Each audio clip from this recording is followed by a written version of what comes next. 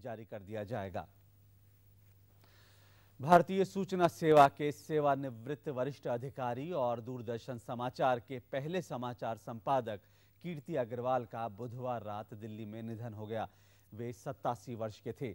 दूरदर्शन के संस्थापक संपादकों में से एक रहे श्री अग्रवाल के परिवार में एक पुत्री और 2 पुत्र हैं।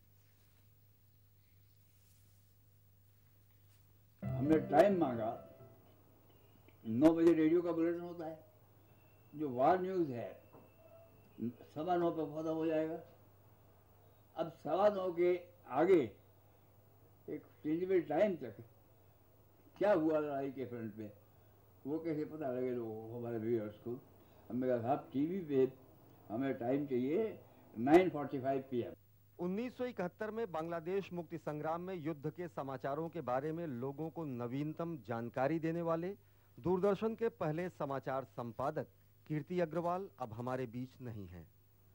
कीर्ति अग्रवाल का निधन बुधवार को दिल्ली के मयूर विहार स्थित उनके आवास पर हो गया। कीर्ति अग्रवाल नेहरू युग के ऐसे कर्मठ और प्रतिबद्ध व्यक्तित्व थे जिनकी क्षमता और विशेषज्ञता पर हर एक को भरोसा था, और यही वजह थी कि उन्हें पंचवर्षीय योजनाओं के बारे में लोकहित की जानकारी देने के लिए पहला फील्ड पब्लिसिटी ऑफिसर नियुक्त किया गया। प्रसार भारती के मुख्य कार्यकारी अधिकारी BS लाली ने उनके निधन पर गहरा शोक व्यक्त किया है। Even at this age, he would come to us so often, always full of ideas, always seeking improvement, and his commitment to public service broadcasting was absolutely incredible. I have the deepest respect for him, for his altruism, for his high-mindedness. कीर्ति अग्रवाल प्रकाशन और प्रसारण के क्षेत्र के अग्रणी व्यक्तियों में रहे। गुरुवार को लोधी रोड स्थित शवदाह केंद्र पर उनका अंतिम संस्कार किया गया। परिजनों और पत्रकारिता जगत के अनेक हस्तियों ने इस मौके पर उन्हें अश्रुपूर्ण नेत्रों से विदाई दी।